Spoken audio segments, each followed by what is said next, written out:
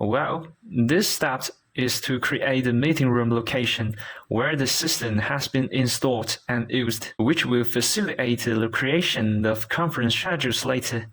After logging in successfully, we need to locate the conference room section and click on Floor Management to create the location of the floor.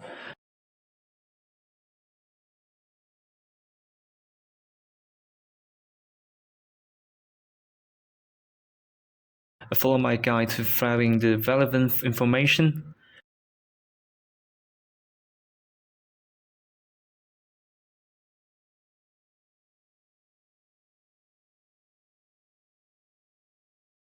The information you see is for reference only. You can fill in the information according to the location of your own meeting room in the building later. Click Device Management, select the conference room location you just created room second, and search to fill all devices, and select All to Act.